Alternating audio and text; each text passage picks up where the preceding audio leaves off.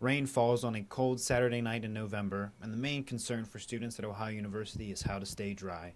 Few pay much attention to the thousands of gallons of water heading down storm drains and out to the Hocking River. Concerns about flooding might be far from the minds of Athens residents, but that wasn't always the case.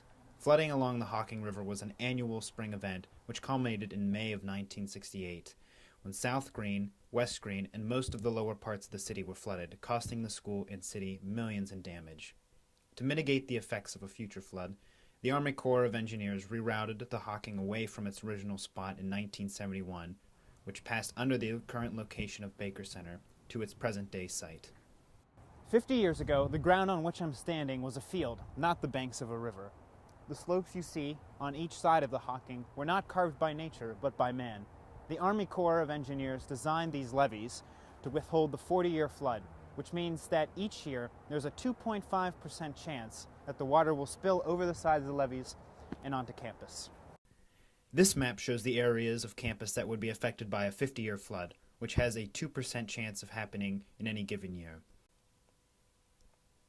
And should a 100-year flood occur, which is a flood that could happen at a 1% chance in any given year, these would be the areas affected. Among them, Clippinger Laboratories, which stores several hazardous chemicals in its basement. A spokesperson for Ohio University facilities said that the school would have time to remove hazardous chemicals in the event of a flood, claiming that a flash flood is unlikely. But Athens Mayor Paul Weil said flash floods are not impossible, and that the city should be prepared for anything. You could actually get ice flows that would back things up.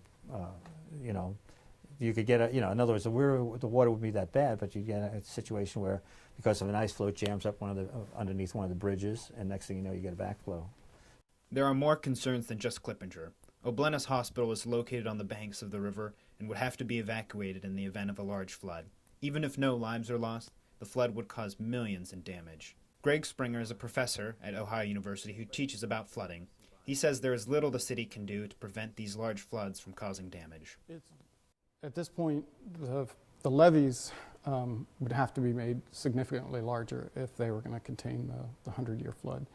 And that's not terribly practical because they already occupy so much space, and it's also, of course, it would be very expensive. The odds are small that a flood of this size will occur in any given year, but it will happen eventually, and it remains to be seen if the school and the city are prepared. For WOUB, I'm Luke Torrance.